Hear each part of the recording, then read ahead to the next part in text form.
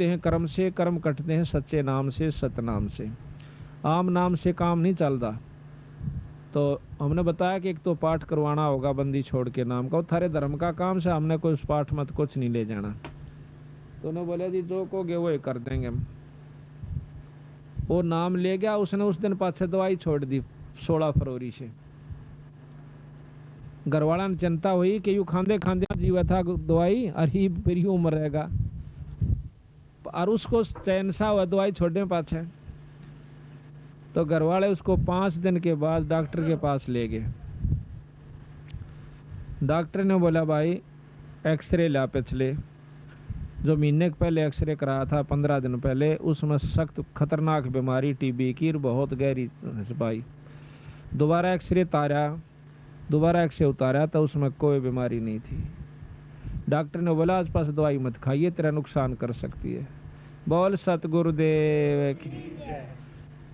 देखो ये परमात्मा के गुण होया करें, और परमात्मा लाभ दे से तार के माँ का के यानी गुरु, पूरा गुरु हो और उस गुरु में कह वो लाभ दिया करे। वैसे आम गुरु मेरे महाराज के अंधे गूंगे गुरु गणे ये लंगड़े लोभी लाख, और साहेब से परिचय नहीं और का बनावे साख। ईश्वर से तो जुड़े नहीं और दुनिया ने बनाए बैठे हैं। आप भी नरक में गधे बनेंगे और गेला उनके वो बनेंगे चेले, उड़े नरक में लौटेंगे और उड़े के कुतिया के पेट में कुतरू बने का होंगे सारे गुरु और चेले। तो इस दुख से बचने के लिए हमने पूरे गुरु की तलाश करनी चाहिए। ये मनुष्य जन्म बड़का खेल नहीं है कि फिर मिल जाएगा। एक अनाड़ी का फंसका अपनी जन्म बर्बाद नहीं करना चाहिए। गुरु की पूर्ण रूप से परख करके जब इसे सुख देने लाग रहा हो यही जन्म में, तो आगे बिराना के साथ ठाठ देगा। और जब यही कोई सुख नहीं है तो आगे कोई लाभ की उम्मीद ना करिए उनसे। कोई नौका आगे सतलोक भेज देंगे, एक स्वर्ग में भेज देंगे, ये बंडाण की बात से। जब हम तो यहाँ तो कैर हो रहा घर में और वहाँ फिर स्वर्ग में, तो यही सुख हो गया तो यहीं पर स्वर्ग से शुरू हो जाएगा और आगे भी आपको लाभ मिलेगा, वैसे नहीं मिलेगा। तो इस प्रकार बताया है कि जिस घर में ऐसे सुथरे समागम शुरू हो जाते हैं उनके ना जाने कितने दुख परमात्मा दूर करा कर।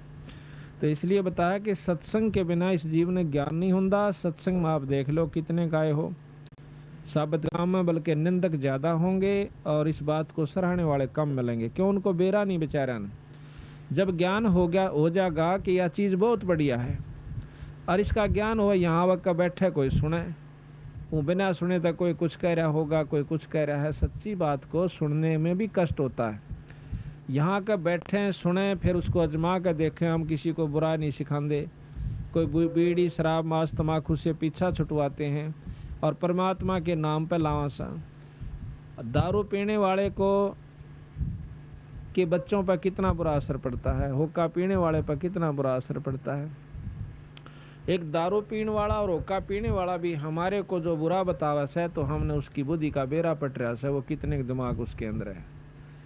आप तो सारे काम करे, ताश भी खेले और वो भी सत्संग की निंदा करता है, तो आप हिसाब ला लियो वो कितना कामिल आदमी से जो हमारी निंदा करता है।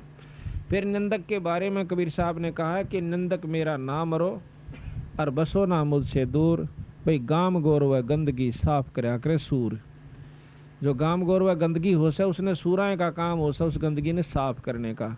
निंदक जो भगत का होता है वो सबसे प्यारा हो से उसका, वो उसके सारे अड़ंगे ने साफ करता है, उसकी सारी बुराई ना आप ले लेता है। इसी प्रकार कहा है कि जब तक हम सत्संग में नहीं आवांगे तो हमने क्या का ज्ञान नहीं होगा। अब सत्संग ये भी नहीं जरूरी होता कि लाखों आदमी इकट्ठे हो जाए जब बस सत्संग हुआ करे। दो भाई बैठ के ईश्वर की चर्चा कर लें वो भी सत्संग कहलाता है। हो सकता है उसकी उसी में सद्बुद्धि आ जाए और नाम लेने की चेष्टा बन जाए। तो इसलिए बताया सत्संग मोक्ष की दारा कोई समझ राम का प्यार। सत्संग मोक्ष की दारा कोई समझ राम का प्यार। अब सत्संग का सुनना कोई बड़ी बात नहीं, सत्संग तो बहुत सुन लिए होंगे, पर उसको समझना नाम सत्संग का उस है। अगर समझाएंगे नहीं तो सुनी सुनाई बातों पर कोई लाभ नहीं होगा जब तक हम समझेंगे नहीं। कैसे? जैसे मीराबाई ने समझा और सेऊ नाम के एक सम्मन ने समझा, सेऊ ने समझा, इनका नाम सत्संग समझना उसे। किस प्रकार कि मीराबाई ने एक बारात देखी और उसमें दुल्हा देखा सजा धजा, सिर पर उसका मुकुट मोड़ और अच्छे उसकी खूब छवि। इसने देख के वह मीराबाई बालक सी थी ने बोली, माँ यू कौन से यू फलानी का बनड़ा से। ने बोली, माँ मेरा भी बनड़ा ला दे। बालक थी 5, 7, 10 साल की, उसने ज्ञान नहीं था यू के खेल से। रोन लागी, हाय मेरा भी बनड़ा ला दे, मेरा भी बनड़ा ला दे। उसने उठा के कृष्ण भगवान की मूर्ति जो कि 1.5 हाथ के करीब थी, बहुत सुंदर मुकुट सजा रखा था, गल में माला डाल रखी थी, उस बनड़े से भी ज्यादा उस सजा हुआ था, वो ला करके उसको दे दिया। ले बेटी यू तेरा बनड़ा, के नाम से कृष्ण भगवान। उस दिन पाछे उस मीराबाई ने उस ईश्वर को परमात्मा भगवान रूप में समझ कर और उससे अपना पति स्वीकार कर लिया। और साथ में ये गुण बताया उसकी माँ ने जितना बेरा था कि ये परमात्मा है, ये कभी मरता नहीं, अजर अमर है, और इसके साथ जुड़ जाने से बहुत लाभ होता है, सुख देता है, स्वर्ग में पहुंचा देता है, मुक्ति कर देता है। इन गुणों का ज्ञान करके मीराबाई उनसे बहुत प्यार करती थी और जैसे भी टूटे फूटे शब्द थे वो अपने गाया करती थी, ईश्वर को याद किया करती थी, नाम जाप किया करती। तो मीराबाई की मुक्ति का साधन बना, लेकिन बना जब वो गुरु से नाम ले लिया, क्योंकि पिछले संस्कार थे उसके जो प्रबल परमात्मा में रुचि बनी हुई थी, पिछले जन्मों का तप भजन उसके साथ था। लेकिन मुक्ति उसकी जब हुई जब रविदास जी तो उपदेश ले लिया, और उपदेश ले पाछे फिर उसने ज्ञान होया कि मैं तो जमा बर्बाद हो जाती अगर गुरु जी तो नाम ना लेती। तो इस प्रकार हम जब तक नाम नहीं ले लेंगे तब तक हमारा कोई छुटकारा नहीं होगा। तो बताया कि सत्संग समझे मीराबाई, करी सतनाम की कमाई। सत्संग समझे मीराबाई, करी सतनाम की कमाई। गुरु रविदास की शरणा आई, जब पाया मोक्ष द्वारा। है सत्संग मोक्ष की धारा, कोई समझ राम का प्यार। है सत्संग मोक्ष की धारा, कोई समझ राम। सत्संग समझा से शाना हो गया, साहेब कबीर का आना। सत्संग समझा से शाना हो गया, साहेब कबीर का आना। नेकी समन न खिला दिया खाना, वो अमर किया मनियारा। है सत्संग मोक्ष की धारा, कोई समझ राम का। है सत्संग मोक्ष की धारा, कोई समझ राम का प्यारा। अब सत्संग समझना यो सब आइयो, देखो वो कहण सुन की बात तो कुछ और है, पर सही तत्व बगे जब हमने इस तरह खरा उतरना चाहिए जिस प्रकार से उस सम्मन उतरे। कैसे? एक सम्मन नाम का मनियार था, वो बंदी छोड़ से उपदेश ले लिया सारे परिवार ने। 3 प्राणी थे घर में, एक तो नेकी जो सम्मन की घरवाली, एक उनका लड़का दोनों का, वो था शेव उसका नाम था। 3 प्राणी थे। अब देखो सत्संग जहाँ होता है बचपन से बच्चा पे हम जिस भी जकर घर में करांगे वही असर होया करे, रोजाना असर हो। इतने गरीब हालत थी उनकी, इतनी गरीब हालत थी बेचारा की कि कई बार तो जून उग जाया करती, पर कभी उन्होंने किसी की नीयत खराब नहीं करी, ना चोरी करी ना ठगी करी। और यूं क्या करते बेटा, भूल कर चोरी मत कर लियो, सत्यानाश हो जाता है जो चोरी करते हैं लोग, या कोई बुराई करते हैं, रिश्वत लेते हैं, कोई बुरा काम करते हैं। अपनी किस्मत पर सबर करके हमने रहना चाहिए। एक दिन भगवान कबीर साहब ने विचार किया, क्योंकि कमाल के अंदर अभिमान हो गया था, वो महाराज के संग ज्यादा रहता था, सेवा बहुत कराया करता। एक दिन उसके मन में अभिमान आ गया कि महाराज जी कि हाँ भाई, मेरे जितनी सेवा आपकी कोई नहीं कर सकता। अब अभिमान चाहे माया का आ जाओ, चाहे भजन का आ जाओ, और भाई चाहे किसी शरीर का, चाहे औलाद का, चाहे संतान का, राज का, वो नष्ट कर दिया कर, भक्ति खत्म हो जाती है। जिस प्रकार एक बार नारद मुनि में अभिमान हो गया था। उसने जाकर के अपने पिता ब्रह्मा जी से कहा कि मैंने अब माया जीत ली है, काम क्रोध मोह लोभ अहंकार के वश में नहीं हो सकता। ब्रह्मा जी कहने लगे, पुत्र मेरा आगे तक कह दी है पर और जे करना करिए किता। उसने सोची क्योंकि बालक ने मना करे ना दूना चाला करे उसका नहीं, बालक तक ये था पूरा अच्छे पूरे संत थे। फिर उसके मन में आई पिताजी तन्य कहीं जाकर जब चीज उपलब्ध कर ली मैंने जीत ली है तो बताने में क्या डर से। उसने जाके शंकर भगवान से जिक्र कर दिया कि ऐसे जी मैंने माया को काम क्रोध मोह लोभ अहंकार में किसी काबू में नहीं आऊंगा, मैंने माया जीत लिया। ने बोला भाई देख वह बात है तेरी ठीक से, नारद जी संता के काम तो ये होया करे पर इसका कित विष्णु भगवान आगे जिक्र ना करिए। उन्हें सोची ने कह आकर पिताजी भी ने कहे थार ये भी ने कहे जा कह विष्णु जी आगे फिर कह दिया कहा भाई नारद जी आ गया महाराज। और भाई ठीक ठाक मौज होगी महाराज। ने बोला जी एक उपलब्धि मैंने आज कर ली। क्या कर ली भाई कि मैं किसी माया के काबू में नहीं आऊंगा, मैंने बेरा पट गया कि संसार कुछ नहीं है, हाँ, और मैंने सब क्या पे काबू कर लिया। वाह बेटा वाह, बहुत अच्छा करा। विष्णु भगवान ने सोचा कि देख शंकर जी का बस में को नहीं आया कामदेव, और यू कर लिया, ये इसका यू फुटे भागी भी चौधरी पाकेगा और यू गधा बनेगा फिर जाकर, इसका समाधान होना चाहिए। ने बोला ठीक है बेटा बहुत बढ़िया करा शाबाश। और यूं कह कर नारद जी चल पड़ा तो रास्ते में एक मायावही महल एक नगर बनाया। उस नगर के राजा की कन्या की शादी का उपलक्ष्य हुआ। उसमें बहुत से राजा इकट्ठे हुए। अब उसने नारद ने पूछा रहा ये कि रोड़ा सा हो रहा, बाजे बाजन लाग रहे और भाई बड़ा खूब धूमधाम हो रही। किसी ने बता दिया कि यहाँ फलाने राजा की कन्या का विवाह है। नारद ने सोचा चल देख लेते। अब मन में आता है कि क्यों ना यहाँ शादी करवा लूं, पर शादी तेरी हो क्यों करे, कन्या बहुत खूबसूरत और तेरी सूरत ठीक को नहीं। तो उसने भगवान विष्णु से अर्ज करी कि मुझे अपना रूप दे दे।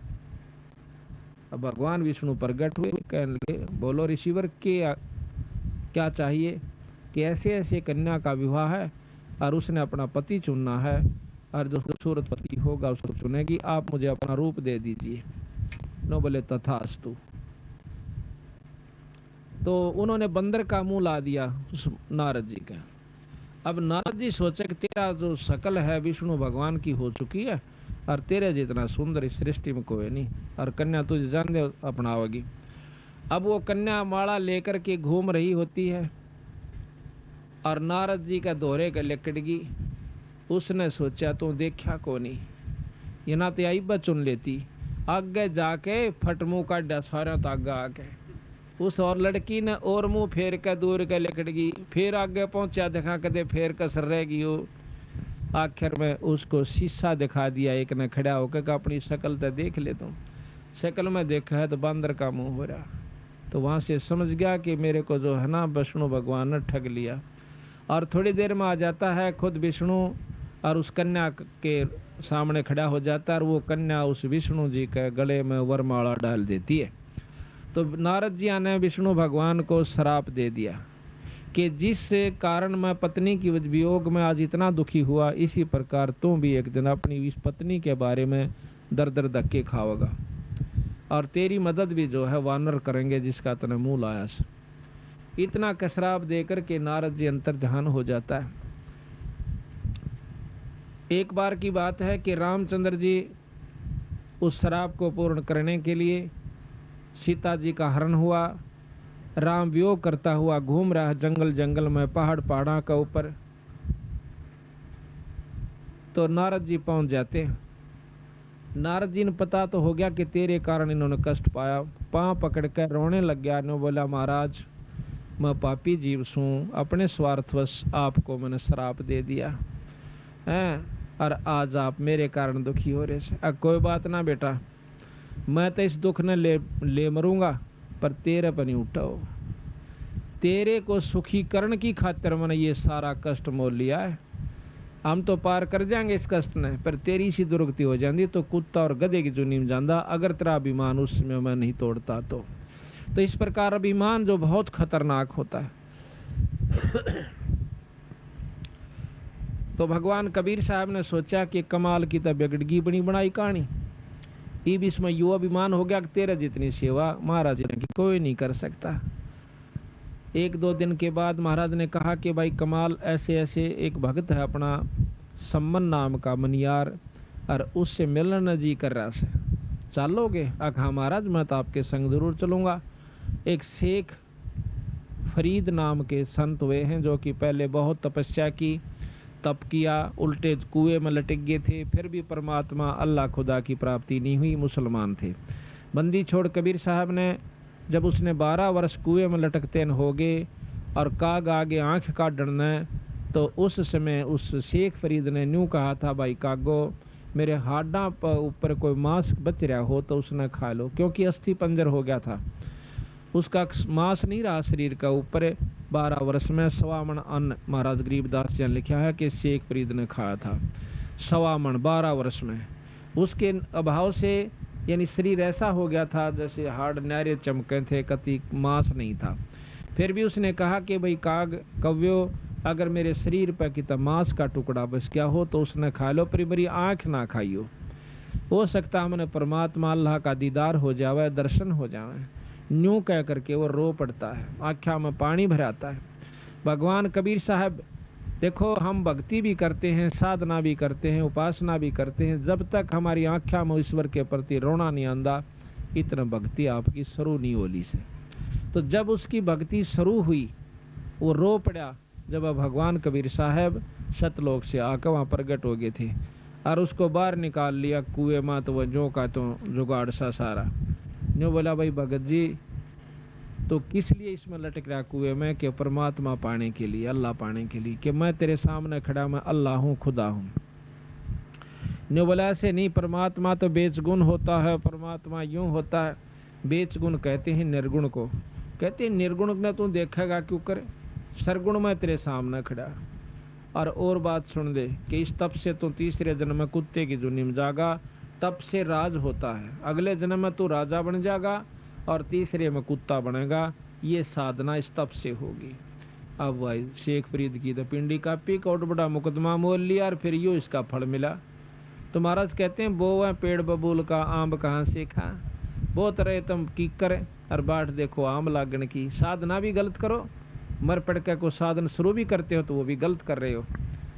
तो ने बोला जी फिर मैंने कोई रास्ता बता दो। रास्ता बताऊंगा, खाए का दा टूक, यानी फल खवाए, फिर उसको रोटी खवाए। कुछ फल खाओ, महाराज कहते हैं कि इतना ना खाओ कि आपका पेट भर जाए और आपको नींद आ जाए, ज्यादा नहीं छकना चाहिए। प्रथम अंजल संयम राखा है, योग युगत सब सतगुरु भाखा है, योग लक्षण सब सतगुरु भाखा है, यानी थोड़ा खावे, इतना खावा जितना आवश्यक हो, जरूरत से ज्यादा नहीं खावा, ना कति कम भी नहीं खावा कि जमा पेट मात्र जो ना गड्ढन लाग जाए। हिसाब का खाओ और फिर अपना भक्ति करो, डट के काम भी धंधा करते रहो। तो फिर शेख फरीद को उपदेश दिया, नाम दिया। जब उस शेख फरीद का पीछा छूटा और भक्ति का साधन बना, फिर वो शेख फरीद बंदी छोड़ कबीर साहब के साथ रहा, ये प्रमाण मिलता है। तो शेख फरीद, कमाल और कबीर साहब उस सम्मन नाम के भगत के पास आ जाते हैं और उस सम्मन की इतनी बुरी हालत थी बेचारे की कि रोटी भी एक समय की उग जाया करती थी, इतना गरीब हालत में थे। और लेकिन प्रेम परमात्मा में इतना गजब था कि जो ही सामने 3 संत दिखाई दिए तो तीनों प्राणियों ने जब पता चला कि महाराज जी आगे हैं, एकदम जो भी जिस काम में रत था वहीं छोड़कर डांक मारी, देड़िया में आगे खड़े हो गए, लंबी डंडौत करी और रोन लागी नेकी खड़ी होकर कि भगवान हमारे कौन से सुथरे दिन आए जो आज परमात्मा हमारे बारने आगे आ गया। हे सतगुरु, आपने हमारे ऊपर ऐसी कौन सी रजा करी, दर्शन दिए और हमारे जैसे तुच्छ जीवों के पास आप आगे, राजाओं को छोड़ के। क्योंकि कबीर साहब के उस समय बहुत से राजा विशेष हो गए थे, सिकंदर लोधी, बिजली खां पठान जो कि मगर देश का राजा था, और वीर सिंह बघेला जो कि काशी का नवाब था, और भी बहुत से राजा थे जो कि कबीर साहब के शिष्य हो गए थे। तो महाराज ने कहा कि बेटी हम आगे, हमारा दिल करा कि आज उनको मिल का आवा। कहा जाओ महाराज भीतर बिछा दी बिछाना दो रजसी बोरी थी पल्ली थी को बिछोना पाटा टूटा था। सतगुरु महाराज बैठ जाते हैं। बैठने के बाद पानी पात प्या करके तो सम्मन कहने लगा महाराज जी भोजन का बताओ, क्योंकि शाम का समय था। तो कबीर साहब ने बोले भाई रोटी तो खावांगे, भूख लाग रही से, भोजन तैयार करवाओ, भूख लगी हुई। बोला अच्छा जी। अब सम्मन घर ने आकर अपनी पत्नी से पूछे है कि महाराज जी रोटियां की कैसे कि भोजन का की बहुत से। वानो बोली जी घर में एक दाना भी नहीं से अन्न का। तो कहने लगा किसे तो मांग लिया उधारा। कबीर साहब तो वह नेकी कहने लगे जी 2-3 घरा में गई हूँ, कोई उधारा नहीं देता। तो वह कहने लगा ला तेरा ये ओढ़ना